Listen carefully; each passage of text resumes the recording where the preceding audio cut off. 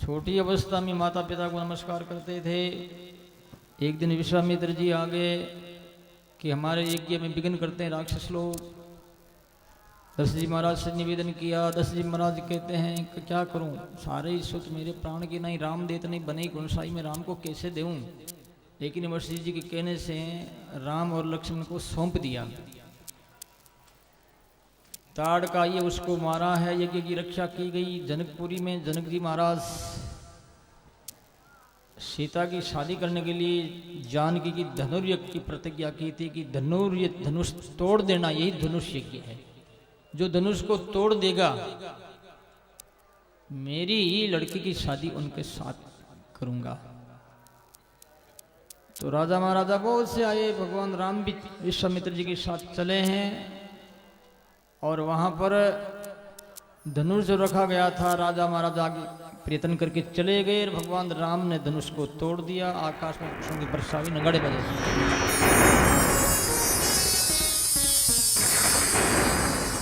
अब सीता जी को हार पहनाने के लिए सखियां कहती है। तो भगवान राम कुछ लंबे थे, सीता खेड़ी थी नाटी। माला पैरा नीचा सिर करे ना पैरा नीचे सिर करे नहीं। तब वो सखियां सहेलियां कहती है और थे झुक जाओ राजकुमार झुकनो पड़ सीधी। थे झुक जाओ राजकुमार झुकनो पड़ सीधी।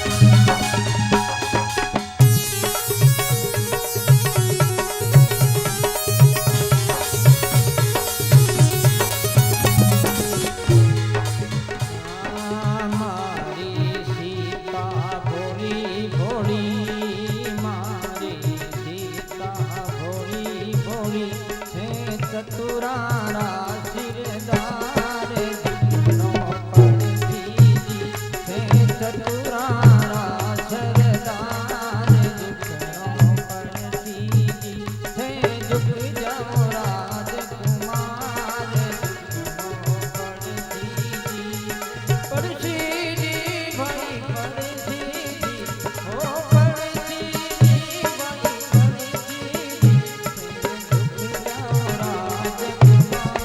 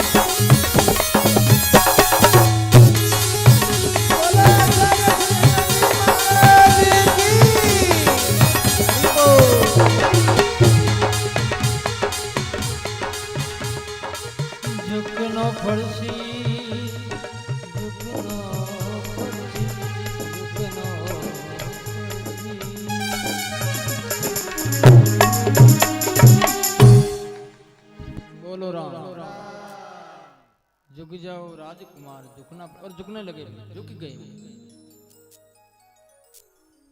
वरमाला पहना दी गई, वहां भी गड़बड़ी हुई। परशुराम जी को समझाया गया और समाचार भेज करके बारात आई। शादी चारों भाइयों की हो गई, होने वाले तो एक की थी, 3 और भी शामिल। ऐसे करके फिर बारात वापस गई है। अब इधर क्या कि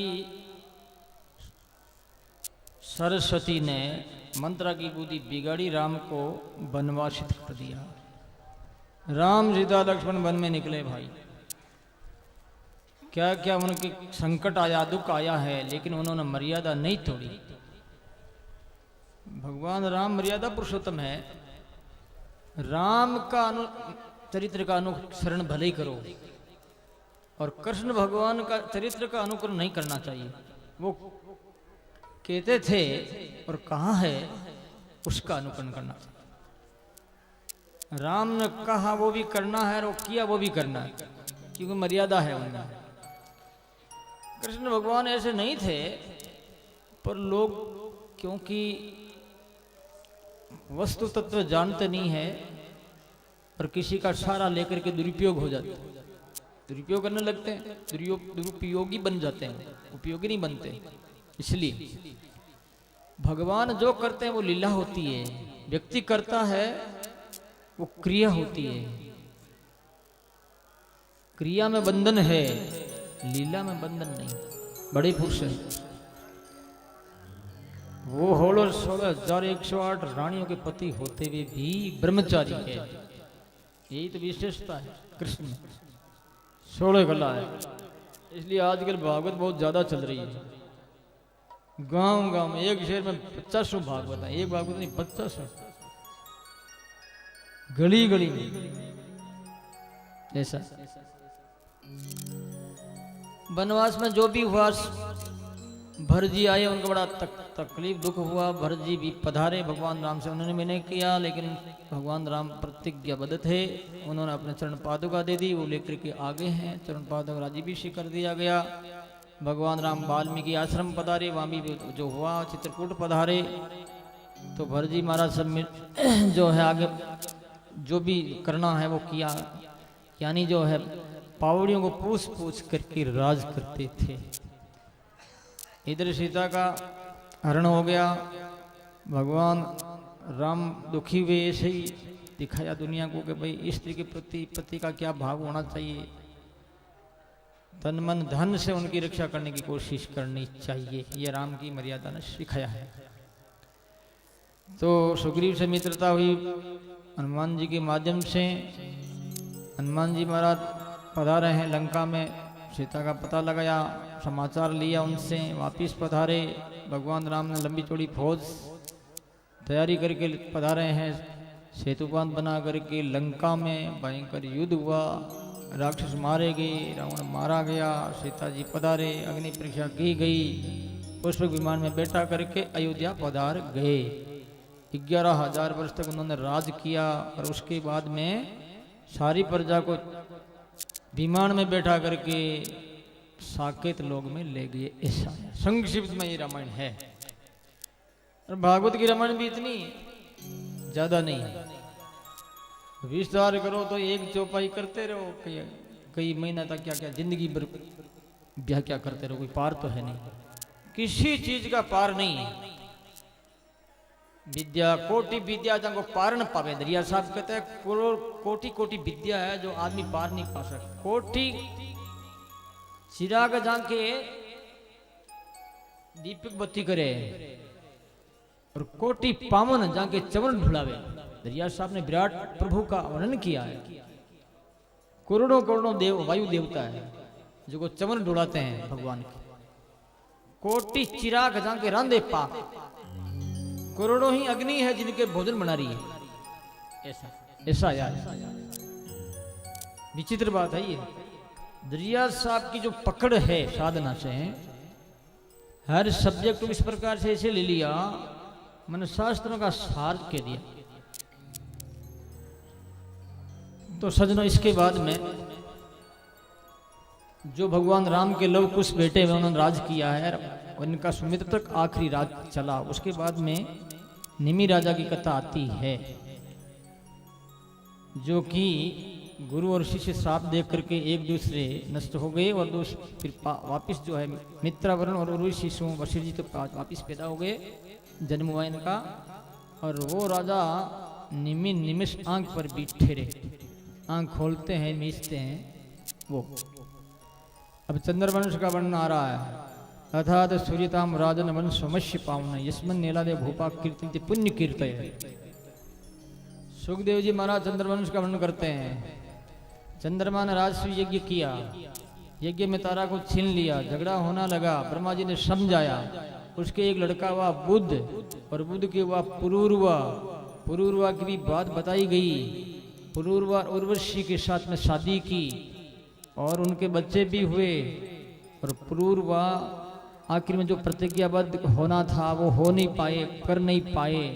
उर्वशी गंधर्वलोक में चली गई, बहुत रोए स्त्री के वियोग में। एक दिन उर्वशी ने कहा तो उसने गंधर्वों की उपासना की है, तब जाकर के उनको गंधर्व लोक मिला। भोगों में कहीं सुख है ही नहीं। कहना मुझे संक्षिप्त मैंने इसलिए कहा, लंबा चौड़ा कहने में कोई सार नहीं। अच्छी बात कोई प्रेरणादायक हो तो लंबी चौड़ी कहे तो अच्छा है, पर ये भी प्रेरणादायक है। ये प्रेरणा, इस समय प्रेरणा क्या लेते हैं, भोगों में सुख नहीं, बस यही प्रेरणा। आगे बात आएगी, मैं कहूंगा आपको। इसकी वंश परंपरा में गादी के वे ऋचिक है, ऋचिक वे जमदग्नि। जमदग्नि रेणु की लड़की रेणुका के साथ शादी की, उनके परशुराम जी वगैरह लड़के हुए। एक दिन शेषराज राजा ने जो है उनके आश्रम में पधारे वो, और गाय की विभूति देख करके वो मोहित हो गए और कहने लगे गाय मुझे दे दो, जो कामधेनु है। तो उन्होंने दिया नहीं, तो जबरदस्ती ले गए। परशुराम जी को क्रोध आया, चढ़ाई की उन पर, उनको मार दिया। तो फिर जमदग्नि ने कहा ये तो ठीक नहीं किया आपने, राजा को मार दिया, पाप लगा। तीर्थों में जाओ, वो तीर्थों में घूम करके वापिस आए। एक बार वो बाहर गए हुए थे, शेषर अर्जुन के लड़कों ने जमदग्नि को मार दिया। तो रेणु का जो इन परशुराम जी की माँ है वो छाती पीटी 21 बार, 1 2 3। तो परशुराम जी ने 21 बार निःक्षत्री कर दी। जात के ब्राह्मण थे, राजपूतों को मार दिया। तो फिर राजपूत बच्चे कैसे भाई, कोई पड़ोसी छिपा लेते हैं ना, छिपा लिया इनको तो बच गए। सारे थोड़ी उनकी दृष्टि में आए। कुछ क्षेत्र में, कुछ एरिया में उन्होंने किया, पूरा भारत में थोड़ा ही कर सके, नहीं किया। अर्थ है इसका ये, बोलो राम। ये बात बताई गई। इसकी वंश परंपरा में वे राजा ययाति की शादी शुक्राचार्य जी की लड़की देवयानी के साथ हुई। राजा प्रसिद्ध ने कहा ऐसा कैसे हो गया महाराज, वो तो राजपूत, वो ब्राह्मणी है, शुक्राचार्य जी की लड़की देवयानी। तो बोले एक दिन राजा वृषपर्वा की लड़की और उनके साथ दासियां जंगल में घूमते हुए राज बगीचा में पहुंची। वहां राज बगीचा में कपड़े उतार करके स्नान किया है। शंकर भगवान आगे, शंकर भगवान को देख करके हड़बड़ाहट में राज कन्या जो है देवयानी के कपड़े पहन लिए। तो देवयानी गाली गलौज करने लगी कि तू तो राजा की लड़की, राजकुमारी है, और मैं हूं ब्राह्मण की लड़की, तुम्हारे पिता के गुरु की लड़की, तूने मेरे कपड़े कैसे पहने। उसने कहा भाई भूल हो गई, अब तू ऐसा मत कर। लेकिन मानी नहीं, तो उसने उन दोनों मिलकर के कुएं में डाल दिया देवयानी को। शर्मिष्ठा जो थी राजकुमारी, कुएं में डाल दी उसको और गई, घर चली गई। राजा ययाति आ रहे थे, उन्होंने आवाज सुनी रोने की। तो देवयानी ने कपड़ा मांगा कि पहले मुझे कपड़ा दो। तो उन्होंने तौलिया दिया, तौलिया पहन करके उन्होंने कहा अब मेरा हाथ पकड़ो। हाथ पकड़ के बाहर निकाला। बाहर निकला तो बोली मैं आपके साथ शादी करूंगी। तो बोले तुम कौन है? मैं हूँ ब्राह्मणी, शुक्राचार्य की लड़की, तो तेरे साथ शादी करे कौन? मैं तो राजपूत हूँ, मैं कैसे शादी करूँगा, राजा हूँ। तो बोले नहीं मेरे ऐसा हुआ कि मुझे श्राप लगा हुआ है, मैं ब्राह्मण के वहाँ पर शादी नहीं होगी, मेरी ब्राह्मण के बच्चे के साथ मेरी शादी क्षत्रिय के साथ ही हो सकती है। तो उसने श्राप की बात भी बताई। तो बोला ठीक है। अब वो रोती रोती गई पिता शुक्राचार्य जी के पास। शुक्राचार्य जी और परिवार से जंगल में चले गए, राज छोड़ दिया उनका। वर्ष बर्बाद देखा राजा ने भी, ये सब मेरे गुरु चले गए, मेरी क्या दशा होगी, मेरा राज खत्म हो जाएगा। थोड़े थोड़े पैर पकड़े। तब शुक्राचार्य ने कहा कि देवयानी क्या कहती है उसके अनुसार मैं कर सकता हूँ। देवयानी को पूछा गया। देवयानी ने कहा कि हम जब चलेंगे कि तुम्हारी लड़की शर्मिष्ठा जो राजकुमारी है 1000 दासियां सहित मेरी दासी बने और मेरी शादी यदि राजा के साथ हो तो ही मैं वापस चल सकती हूँ। राजा ने देखा राज चला जाएगा, क्या फायदा है, लड़की को कहीं तो देना है। तो बोले कि ठीक है, तेरी दासी बन जाएगी। आगे वापस राजा यति के साथ देवयानी की शादी हुई। तो उनके अनु और तुर्वसु, यदु तुर्वसु नाम के 2 लड़के हुए और दूसरी के हुए अनुपुरु 3 लड़के हुए। तो उनके मन में बड़ा ये आक्रोश हुआ कि मेरी दासी है शर्मिष्ठा राजा ने छिप करके शादी कर ली है, तो बहुत दुख की बात है। रोती रोती पिताजी के पास गई। शुक्राचार्य जी बोले जा, बूढ़ा हो जाएगा, तेरी वृद्ध अवस्था तुझे घेर लेगी। फिर श्राप दे दिया। दुखी हो गई। जवान आदमी बूढ़ा हो जाता है तो दुखी तो होना ही, वो कोई काम का नहीं। तो प्रार्थना की शुक्राचार्य जी से कि आप मेरे ससुर हैं, आपने मुझे श्राप दिया तो वापस ठीक कर दो मुझे। तब कहा कि तुम्हारा बुढ़ापा कोई लेगा, जवान कोई बुढ़ापा लेगा तो वो बूढ़ा हो जाएगा और तू जवान हो जाएगा, उसकी जवानी तेरे में आ जाएगी। अब वो किससे कहे भाई? अपने बेटों से, यदु राजा से कहा। बोले क्यों पिताजी? अभी हमारा है संसार का भोग भोगना, ऐसा आराम करना, आपका तो आपने तो बहुत किया है। छोटा छोटा जो पुरु था उसने कहा पिताजी ये शरीर आपका है, मैं जवानी देता हूं, जवानी दे दी। वो तो हो गया बूढ़ा और यदि राजा हो गया जवान। ध्यान दे के सुनना हो, देखो संसार के भोग क्या है। ये शास्त्रों में इसलिए आते हैं इसकी व्याख्या कि हम चेत जाएं और हमें गलत काम नहीं करें। धर्म ग्रंथों में ये देने का तात्पर्य, प्रेरणा लेने का मतलब है, बाकी कोई इनमें सारी क्या है।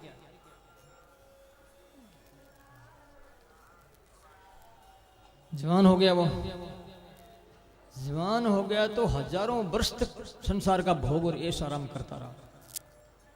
आखिर में यति राजा अपनी औरत देवयानी से क्या कहता है? यद पृथिव्याम ब्रीहि एवं हिरिणम पशु स्त्रिय न दूयंती मन प्रीतिम पुंस काम हतश्यते। वो कहता है कि एक ही आदमी को संसार के सारे भोग मिल जाए, धन दौलत औरतें सब, तो भी मन कम नहीं होता है, संतुष्ट नहीं होगा, आग ज्यादा से ज्यादा लगेगी। ने जातो काम कामा नाम भोगेन साम्यति हविषा कृष्णमर्तमे भूय एवा विवर्धते। अग्नि में आप घी डालोगे तो अग्नि बढ़ेगी घटेगी नहीं, घी डालना छोड़ दो अग्नि अपना आप बुझ जाएगी, खत्म हो जाएगी। ऐसे संसार के भोग है। तुम सब प्राय भुक्त भोगी बैठे हो, जिसने शादी की उसको पता संजाल में जंजाल कैसा है, बेटों कार बेटियों कार पोता कार है, तृप्ति नहीं हुई आज तक भी, सब दुखी। भोगान भुक्ता वही मेव भुक्ता, तपोन तपता वही मेव तपता, तस्ना न जीर्णा वही मेव जीर्णा। भोग हम क्या भोग हैं? भोग अपने को भोग रहे हैं, कितने लोग मर गए, भोग नहीं मरा, संसार की वासना नहीं मरी। मन मजान माया मरी और मर मर गया सजी, आशा तृष्णा ना मरी के गया दास कभी। बोलो राम। मन मरिया न माया मरी, कितने शरीर को छोड़ के आए हैं, फिर उसी नरक में जा रहे हैं वापस, जिस नरक से निकले हैं वहीं जा रहे हैं। दरिया साहब कहते हैं लख 84 भुगत के मानुष दे पाही, राम नाम ध्याया नहीं फिर 84 आई। लग 84 भोग करके मनुष्य शरीर मिला और फिर भजन नहीं करेंगे, फिर 84 त्याग, क्या फायदा है। इसलिए संत कहते हैं अरे भज राधे गोविंदा रे पगले, भज राधे गोविंदा रे, भज राधे गोविंदा रे पगले, भज राधे गोविंदा रे। तन पिंजरे को छोड़ कहीं, तन पिंजरे को छोड़ कहीं, उड़ जाए प्राण परिंदा रे, भज राधे गोविंदा रे पगले, भज राधे गोविंदा रे।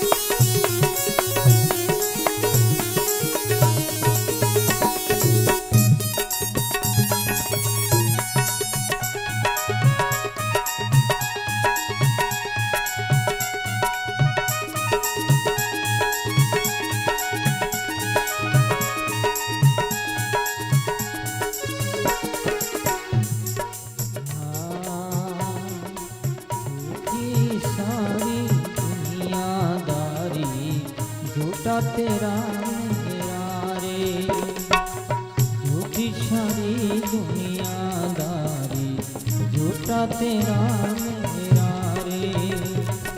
आज रुके कल चल देगा ये जोगी वाला तेरा रे, आज रुके कल चल देगा ये जोगी वाला तेरा रे। कपट को छोड़ दे पगले, मत कर तू पर निगारे, भज राधे गोविंदा रे पगले, भज राधे गोविंदा। पिंजरे को छोड़ कहीं उड़ जाए प्राण परिंदा रे, भज राधे गोविंदा रे पगले, भज राधे गोविंदा रे।